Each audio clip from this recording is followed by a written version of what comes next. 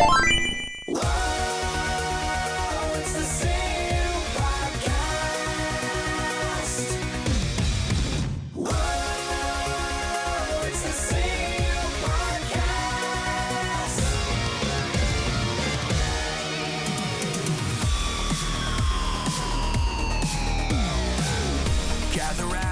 are next.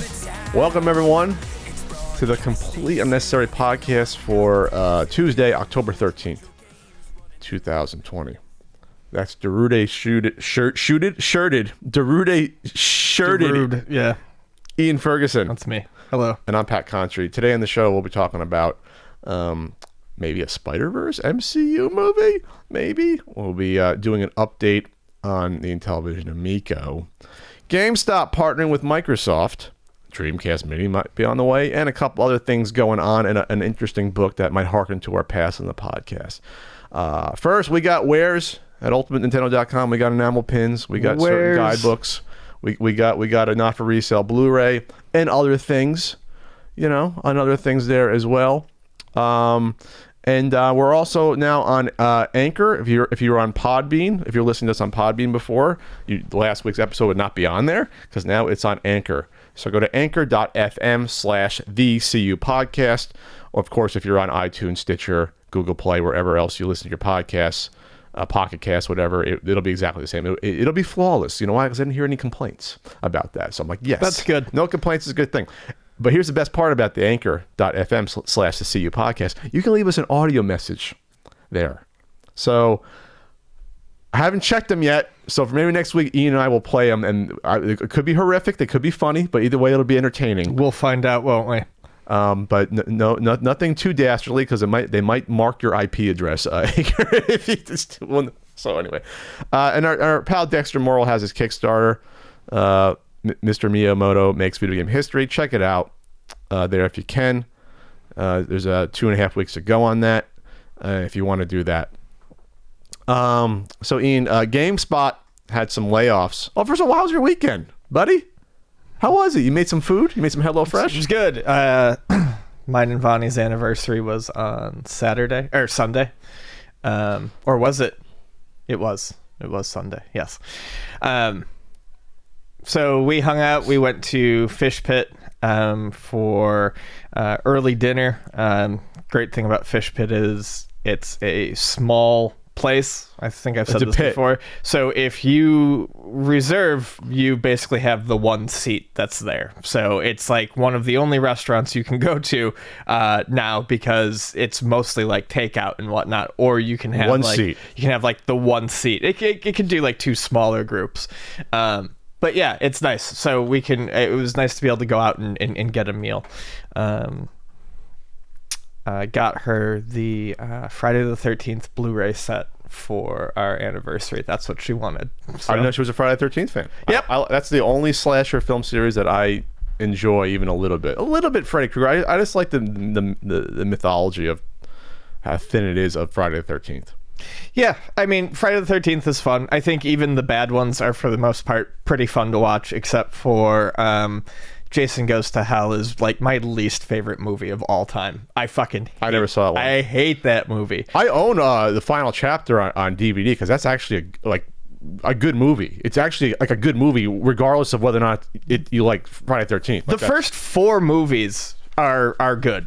I feel like, when we were growing up, that was around that was when like Manhattan and like part 6, that was like late 6, 80s. 7, and 8 was when we were growing up, and the movies had taken kind of like a jokier turn. Like they were still horror movies, they were still slasher movies, but they infused a bit more humor in them, and the deaths weren't as bloody or as gory as the original ones.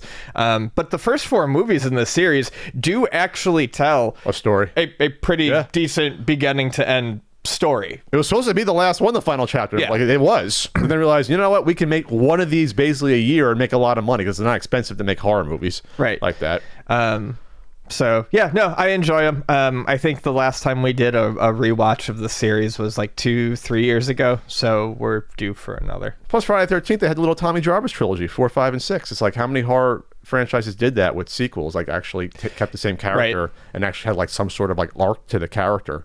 Even though they changed the actor all 3 times. Well, Corey Feldman was the young kid, and then flash forward. But 6 is when he becomes basically a supernatural being. Yes, because he's not in 5. Spoilers. Well, he's kind of in 1, but not really. But so he's a real person up to 4. He's a real person. Yes. Jason. That's what people don't realize. He wasn't like this like undead creature until 6. Then at that point they didn't fucking care anymore and went off the rails for 6, 7. Yeah, and they 8. brought him back to life with a lightning bolt, and Tommy, you couldn't leave well enough alone. You had to try to kill him again, and at that point it was like cheese factor. From 6 on out, it was just cheese there. But at that point, it was the cultural phenomenon. It was like no longer a cult thing. It was like, oh, every year there's going to be either a Jason movie or a Freddy movie. It's almost like every other year there's one, or about every year there's both. And that was a big deal back in grade school. People would talk about the new movies that were coming out, like 6th grade and 5th grade, 7th grade. And then they had Shocktober on WPIX in New Jersey, a New York station. So once you got to the late 80s, early 90s, you'd have Friday 13th and Freddy Krueger movies on every night during the week. They would do like, oh, this week will be 5 Friday 13th movies. Right. And they would edit out most of the violence, but they're still scary to watch that. So, especially when you're like 8 years old, 9 years old. So, that was my weekend. I also played a lot of Hades. That's the big game everyone's talking about game? now. God of War's cousin? No. Supergiant Games made it. It's an indie game studio. They did Bastion, Transistor, and Pyre. Hades is a roguelike action RPG, but it's really cleverly done. The fact that you are an immortal being, the son of Hades, they play it right into the story. Like, everything makes sense. So it's the first time I've played a roguelike where it really makes sense that you're constantly repeating it. They use the ever-changing nature of Tartarus and the underworld from mythology. It plays right into the changing layouts and the fact when you die you come back to life, and every time you're resurrected in the Hall of Hades, the people who work there, like, the story progresses. So it's a really neat way of using that game mechanic to tell a story. I like the art design. It looks like pencil sketched almost. It's really, really nice art. It almost looks like it's a comic book. But yeah, it's fantastic. It's had me pretty wrapped up. Hades you. All right. So this is bad news about. We predicted this, obviously. We talked about GameSpot being acquired. Was it even 6 weeks ago? I don't think so. No. And they've already done an unknown number of layoffs. I've seen some people on, Twitter basically say, "All right, I don't have a job anymore." It's always depressing to see that because people asking if there's any work available. So they got sold off here, and so it was Red Ventures. They bought the CNET Media Group, which was what it was a part of. It was along with Giant Bomb, CNET, GameSpot, $500. God, I can't speak today. $500 million deal it was. They said the company will retain a vast majority of staff. But there's always layoffs with acquisitions. There always are layoffs. I've been a part of a couple of different acquisitions and market research, and it's always like, we'll see. And then like 3 months later, it doesn't matter what they say. There's always going to be layoffs. There's always going to be, and I hate the term when it's used this way, but it's true. There's always going to be redundancies. There's always going to be positions that are filled multiple times over that you just don't need everyone for. And it sucks. And I hope those people land on their feet. But it was obvious it was coming. I mean, how many more of these can these just sustain in the game journalism industry? It's like, it seems like this happens every year. There's like some sort of big round of layoffs, and it's like there's not new companies popping up to sort of fill in the gaps. Right. It seems like at this point in time. What are you going to do? Well, some of these folks go off and do their own ventures, like the folks that used to, the kind of funny folks used to be at IGN. And then you have like the folks that used to be on Game Trailers went off. Easy Allies did their thing. So some of these people splinter off before these layoffs happen. Now you see why. You see why they leave and do their own thing, because it doesn't last forever. Obviously, I saw something about Sac Boy, a big adventure. I'm not sure if you have any comments on that. Are you excited about Sac Boy? I watched the trailer and I kind of am. I really liked the Little Big Planet games. and Media Molecule is doing those. And I don't think Media Molecule is doing Sac Boy's Big Adventure. Media Molecule basically went on and started doing Dreams. Dreams is their new game that, the big thing about Little Big Planet was you could create your own levels and you could do all this cool stuff in there. And Dreams is a bit more full-fledged. You can do more game types and stuff with Dreams, but they are still doing there is still going to be a Sackboy game, and it looks almost just like how the Little Big Planet games played out in story mode. And I had a lot of fun playing those with Vani. I think I actually might be buying that. Maybe not the minute it comes out, but that's definitely something I'd pick up down the line to play with her. I'd probably just get the PS4 version. I don't think I'm gonna need a PS5 for Sackboy's Big Adventure. I was gonna say you're not gonna need all the all the ray tracing on Sackboy's face. I'm sure it'll look nice. I mean, those games always do, especially like how everything looks like it's made out of like craft parts and felt and stuff like that. I'm sure it'll look very nice on the PS5 if there's a graphical bump, but I don't know that that's going to be the game that makes me rush out and buy a PlayStation 5. Did you see the new 2K graphics? Did you see the little trailer that showed the Warriors versus Dallas? No. It's almost lifelike. It's getting closer. Like, you see the sweat and the glistening on, like, it's funny how far it's come in like 10 years, these NBA games. But I'm sure the gameplay has evolved a little bit, but at this point it's just, okay, how much sweat droplets can we put on your face? How much money can we wring out of you, and how many droplets can we get on your face? How many virtual card packs can you buy? Yes. That's a new card. No one, sports cards is basically for the most part dead versus what it used to be, but now it's all virtual stuff. Now it's all, you don't feel a binder anymore. Now you just spend $1 a spin or unwrap or whatever. Yeah, cards have been popular again the past few years. Sports cards? Yeah. Past like 2-3 years, there's been with kids? There's been no, it's all adults. It's all adults, but there's been a big bump in the market. Vani had boxes and boxes of cards that she couldn't get rid of for like $10 a pop for years, and they recently sold for like $40-50 a box. Or people during COVID want to open up packs of cards? Yes, that's exactly it. The 49-year-olds that were collecting back in the late 80s. Some of my friends were doing it. Friends like John and Lincoln and my friend Joseph. They were buying like the cheap wax. The Pro Set hockey cards, the cheap like wax pack, like baseball cards. Score. They were doing those tops, and when they started doing it like a couple of years ago, it wasn't like a big deal, and then like all of a sudden over the past couple of years, the prices on those boxes have gone up because more and more people have been interested in it. That's insane to me, because the number of boxes that are still out there. I mean, they made billions of the old the prices didn't really start to jump until COVID, and I think it's just because everything has gotten expensive during COVID. I mean, God, I want to see an 87 Topps baseball card. I think that's one of the most common ones. Yes. So that's probably not. That was like the peak, like late 80s. That's probably not going to be too crazy. Yeah, I mean, the packs are worthless, like $1 each for a pack. I mean, you won't even get that. A box unopened, $26, no bid. Yeah, I mean, I go to the swap meet and see boxes of this stuff, and no one wanted it. It's worthless, these cards. So someone graded a pack of 87 Topps. Why would you grade a pack of 87 Topps baseball cards? They'll never be, because they do that with the older ones, and people play the lottery, like like the 86, 87 Fleer set, which has all the rookie cards, in it, like Jordan. So you'll see like them sell, because that's like your guarantee. I'll buy that, rip it open, and play the lottery to see if I get expensive rookie cards like the Jordan. That makes sense. Not a worthless card pack that costs you probably $30 to get graded. Like, that doesn't make any sense at all to do that. A million years from now, that will not be worth money. An 87 Topps baseball unopened wax pack. All right, sorry, we went off the beaten track there. So there was a lot of interesting Spider-Man 3 movie news that's come out the past like 2 months. First, it was like, at the end of you haven't seen Far From Home yet, right? I haven't seen any of them. I'm surprised. I enjoyed Far From Home a lot more than Homecoming. I thought it was very well done, even though I still have issues with the Tony Stark stuff. So now they've announced. First they announced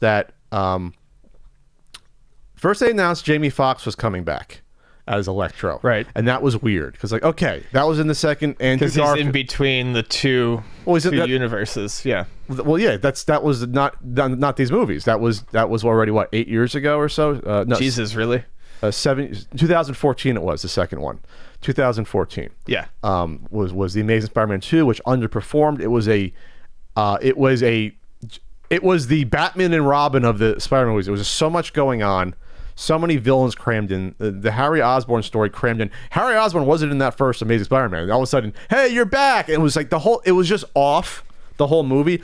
Then they throw in the Rhino, Paul Giamatti as the Rhino. Then they throw in Electro, which it was a weird ass Electro. It was weird. And some people liked it, but I think most people said it was a weird performance and a weird portrayal of Electro by Jamie Foxx. So the first they announced he's coming back, and people were like, "Oh well, they brought back J.K. Simmons as J. Jonah Jameson, so maybe it's the same sort of thing." But it's like, well, that was such an iconic role to begin with, how he portrayed it. It'd be weird to recast him. Electro isn't exactly the most famous Spider-Man villain to have, even though they kind of hinted that this could be a Sinister Six movie, this third Spider-Man movie, because his identity is revealed at the end of it. Spoilers of the second movie to the world. But it was still a weird choice. Why would you bring back Jamie Foxx as Electro? Are you going to play him the same way? Is it going to be a different Electro, but the same actor? It just doesn't make any sense to do that. But then once they said, well, Doctor Strange is going to be in this movie. And it's like, well, right. The Doctor Strange next movie is going to be a multiverse sort of movie where he's trying to probably keep everything together from falling apart, the universe. Whatever happened to that movie? Wasn't that supposed to be out like 2 years ago? No, that was always like 2021. This is what I don't like about the MCU movies. The sequels are like 3 and 4 years apart. I like 2 years, 3 max between my sequels. Once you get to 4, because like Thor, they announced too much shit ahead of time too. Because like Thor 2 came out in like 2013, then Thor 3 came out in 2017. So now it's like going to be 5 years between that. So these actors don't get any younger. So like you got to get your sequels in within like 2-3 years, not like 6 years, because it's going to be like almost 6 years between sequels for Doctor Strange. So there's also doing the WandaVision series though, which I think was all supposed to happen, where she went out of her mind because of the death of Vision, and so she's now imagining a different reality, which is creating new realities. Like, so this is, I think, all going to work in. So what this is building towards is, how are we going to get the X-Men into our movies? Right. And probably Fantastic Four in a way. And that'd be a simpler way to do that without reintroducing them in a movie. But now the fact they're going to do this, work this in with Spider-Man 3 is very interesting to do that. So the news from the Hollywood Reporter is that he's going to serve as a mentor to Peter Parker, which makes me sick, because Spider-Man does not need another fucking mentor figure at all. Let him grow up and be a man. But that's what's going to happen with these movies. So what's interesting now, people now are theorizing, well, if you're bringing in Electro, maybe you're going to bring back the Sam Raimi movies as well. Maybe you'll have these 3 different Spider-Man live action stuff sort of interact in a way. Maybe you'll get a cameo from Tobey Maguire or Andrew Garfield. I'm like, that could be cool. They're basically doing that with the Flashpoint movie with the DC, but they got to reboot their universe. That's why they're doing that, right? Because it's a fucking mess. You don't have to do that here, but it would be interesting just to see it, because you didn't get an ending to the Andrew Garfield movies. You didn't get a good ending to the Tobey Maguire movies. There's supposed to be a 4th movie that they were supposed to do. Then they said, no, we're not doing this. We're going to just reboot it with Andrew Garfield. So I'm interested to see if they do that. That would be, even just for 20 seconds to see Tobey Maguire, I think people would go nuts. This is something that it's driving me nuts with media. It's happening with movies, but also happens a lot with Netflix these days. Stories never fucking finish. Sure. Shit gets canceled or switched around or bought out by someone else, and it's just, well, fucking reboot it, just restart it, or we're done. And it's, I don't know, it sucks. There's no commitment to a fucking beginning, middle, and end anymore. Well, Spider-Man 3 had an ending, but it sucked a lot. Like, so the 4th movie, they even realized the 4th movie was going to fix this. We're going to clean up, have a really good go out with a bang 4th movie, which I was on board for. But then when they canceled it, it was like, fuck. What are you going to do? Because Spider-Man 3 is a mess. And any revisionist history to say otherwise is... I've never seen it, and I won't. I walked out numb. I wasn't even pissed. I was numb when I walked out. Because you don't understand the build-up, how Spider-Man 2 was so excellent, and then 3 was like, holy shit, we're gonna get Venom. I mean, I do understand. I was there. I saw the movies. Well, you didn't see that one because I heard it was fucking awful. So I said, all right, I'm not going to spend my money on it. It wasn't that it was awful. It was just so underachieving that you wanted to, like, after how excellent 2 was, you're like, you couldn't believe it was the same series at that point. 2 was very good. I liked the first 2 Yes. Raimi Spider-Man movies. Yes. I thought they were good movies. And then 3 had meddling because Raimi famously did not want to put Venom in it. And thank you, Raimi. And too bad you couldn't stick to your guns, but the studio wanted you to do that. He wanted to have Sandman and Vulture as the villains. He wanted to have 2 classic Spider-Man villains. And then they said, no, well, we don't want to do Vulture because who cares? What we're going to do Venom instead and not have it make any sense at all. And then have Sandman be Uncle Ben's killer. Spoilers, Ian. Which spits in the face of every fucking Spider-Man fan. So the whole thing sucked. Like, it sucked. Because they set up Harry to be... Harry could have been a standalone villain as a second Green Goblin for Spider-Man 3. They set it up brilliantly in the sequel. They set it up brilliantly. And then they sort of just like said, well, we're just going to throw that away in the first 15 minutes. Like, that's done. Even though that was like what everyone was like. So it really should have been like Sandman and just Green Goblin. Like, that would have been fine if you want to do Sandman. But anyway, sorry. And then Amazing Spider-Man 2 was a mess, underperformed, so they canned that.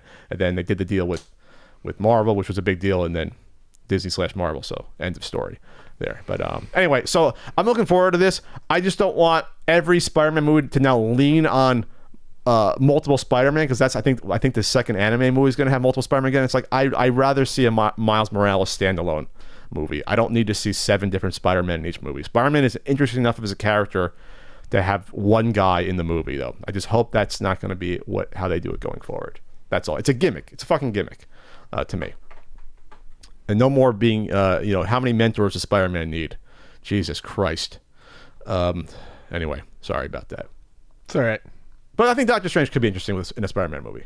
Because I do like Benedict Cumberbatch's portrayal. Yeah, I do. He does a good job. But before I totally lose interest in this stuff, because it's interesting, because there hasn't been an MCU movie this year. And I guess Black Widow's still coming out in November. I don't even know. This whole year's a fucking wash. But it's like everything got pushed back, so I'm like, my interest is fading so quickly. We're at the point where we have to start thinking about Christmas shopping, Pat. So yeah, this year is done. Is Christmas canceled because no trick or treating this year? You're not supposed to give out candy to kids. Which you don't understand how much I enjoyed that each year. Really enjoyed doing that. I put up a little costume. I did a Frankenstein mask last year, and like I would. This year. I would love trick or treaters. I've always. You're not supposed to have them this year. No, I don't get them anyway. I live in an apartment building. Oh. No one shows up. Vonnie and I every year we put out a basket. We put out our big black cat. That the head is a bowl. Oh, that's adorable. And we fill it with candy. And the comic book industry has started doing like comics for Halloween, like the free basically like the free comic book day stuff you can order for Halloween as well, and they do like little Halloween issues, and we would hand out like comics and candy, but no one would come to the door. That's a bummer. Oh, I almost forgot. We bought full-size bars too. Wow. Full-size bars the one year. We were like, fuck it, we'll get full-size bars and comics. Nothing. Big spenders there. Yeah. Oh, I forgot. The multiverse thing, this is how they're also going to bring the Venom character into this as well. All right. Man, good for that. Good for, yeah. Sorry. Okay. Nintendo went after an adult TikTok influencer, an OnlyFans person. People asked us to talk about this. So there was a person called Poke Prince CXSS. Was that Princess? TikTok user with 1.9 million followers, and she was forced to change her name and pay back some of her earnings after Nintendo issued a cease and desist here. Okay, so this was reported from Game Rant. So this is what happened. So this influencer, God, I hate that. You hate it. I hate it more and more. So she had can't stand that term. So she had Pokemon branded merchandise, and that rubbed Nintendo the wrong way. She sold shirts and T-shirts with Pokemon characters and Pokeballs. And Nintendo cease and desisted her, was what I saw. And so some people, I guess, to me, it's like common sense. Don't sell Nintendo merchandise, but on top of that, she's in the adult realm, so Nintendo would definitely go after you at that point.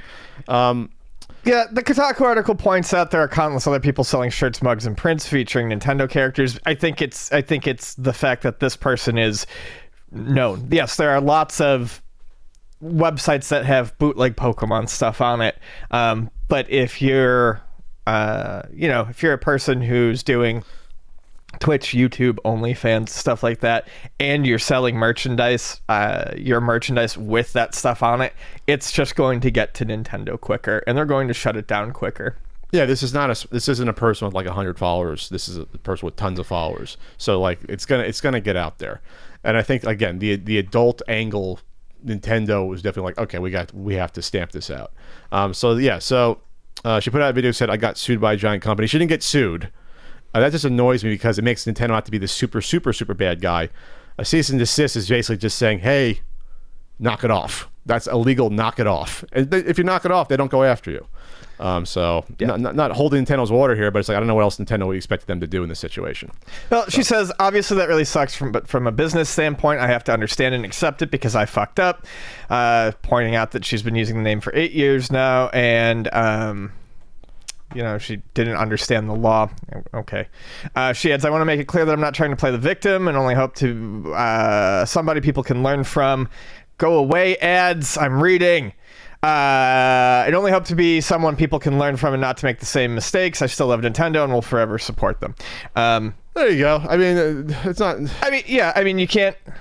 She's already got more attention. She got more attention this. I mean, I would have never heard of her probably from this. And now she's going to probably get more followers and make more money. And she's already made a lot of money from the past merchandise. I don't think Nintendo's getting all that back. Yeah. At the end of the day, it doesn't seem like it's really all that bad of a situation. Yeah. Sure. So you excited for Animaniacs coming back? To a degree. They're zany to the max, Ian. It was just, I don't know. Sit back and relax. Collapse. They're Animaniacs. Yeah, they are. I mean, seeing that pop up on my feed the other day was pretty exciting. So it was a teaser trailer in the realm of Jurassic Park. The scene when they finally see all the dinosaurs in the distance and like lose their mind. Yeah, but they see Yakko, Wacko, and Dot instead, and I thought it was cute. They announced that they were also bringing back Pinky and the Brain. Hopefully we'll see some of those other shorts come back too. The Good Feathers was always funny to me. To do a good fellas. Yeah, there was the Good Feathers. Yeah.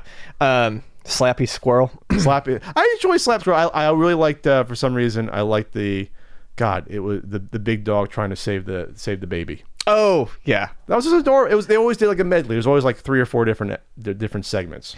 The humor seemed to be the same type of humor. The art looked, obviously it's not like hand drawn, but it looked very, very similar. It's in the realm. It didn't look like cheap, slapped together like Flash animation. We're doing this for a profit. It looked like there was some thought into it. Adult humor, obviously, because that was big was always big with all the Warner Brothers cartoons. Yeah. Surprised that they jumped right to Animaniacs and didn't reboot Tiny Toons, but I don't really care. I just thought that was kind of surprising that they didn't. Really? Yeah. I figured Tiny Toons would have been ripe for a reboot at some point. I think Animaniacs is more relevant, being that it always leaned more social commentary and political, and so I think that's going to be some of that. I can't wait for this is too political. It was always political and social satire, Animaniacs. Always. Everything's political. You just don't remember it when it's politics that you agree with, or you're not, or you're just too young to get it. And honestly, I never was drawn to Tiny Toons. I wanted to watch Animaniacs. I thought Pinky and the Brain was absolutely brilliant whenever they had those. And then, the Christmas special actually brought a tear to my eye. Oh, like I said, I enjoyed Animaniacs. It's a fucking Orson Welles basically parody for children who don't know who Orson Welles. It's insane. Who did the voice? Was it Maurice LaMarche, I think, does the voice? Is he still alive? It'd be a shame if he's not around anymore. No, I'm pretty sure he's still alive. Pinky and the Brain voice. Maurice LaMarche. LeBlanc. Maurice LaMarche. Let's see. You can't do it without the same voices. It's tough. It's never exactly the same, even when you get someone. He's still around. He's 62 years old. Wow, I didn't realize they had that many standalone episodes. 90s. They had. They had 97 segments overall. I guess between Animaniacs, and I guess they had their own show as well for a little bit. Pinky and the Brain? Yeah. Yeah, they did. They had their own show. Sure. So that was obviously the big spin-off from Animaniacs, but there was like 5 or 6 individual segments on Animaniacs. So, all right, it's going to come to Hulu. All the episodes are coming November 20th. So I will definitely check that out. Do I have Hulu anymore? I used to use my ex's password. I might have to gently ask her to get her password. I will definitely give it a shot. Cartoons are all that I can be bothered to watch these days. But I think this is gonna be interesting. They can probably do parodies of like superhero movies in there, and like this year is so fucking nuts that I think they're going to be commenting on some of the stuff this year. Oh yeah, absolutely. It'll be the gentler version of like how South Park comments on stuff. Animaniacs there. So which the pandemic special was great from a couple weeks ago. South Park. Anyway. All right, well, that's it for this intro. Unless anything else is going on. No. Is there anything else going on? Nothing? No. Nothing in our lives going on at all interesting? Nope. I talked about what was interesting in my life. I think you're interesting, Ian. Thanks, Pat. Oh, there's gonna that was like a disdainful acceptance of a comment. Real quick, there's gonna be a new Flea Market Madness in early November. I'm editing it right now, and I'm going to try to do an NES Punk this month. Try to edit the Flea Market Madness a little bit, but then go to do the NES Punk episode, and hopefully do that while I still have the energy and will to do those. But then you'll have a new Flea Market Madness next month, for sure. Because people like the madness, Ian, and they're from 5 years ago, from 2015. The ones I'm currently, because I would shoot when I went every week. And for those that were saying, that is, a couple people say, why are you putting this out from 2015? Would you rather me not put them out? Like, the reason they're easy to shoot. That's why I did them. Like, they're easy to shoot them. And then I was working on this really heavy and expensively long guidebook, so I couldn't edit anything in basically 2015 or 16. So that's why I'm editing them now. Finally, I got my mojo back there.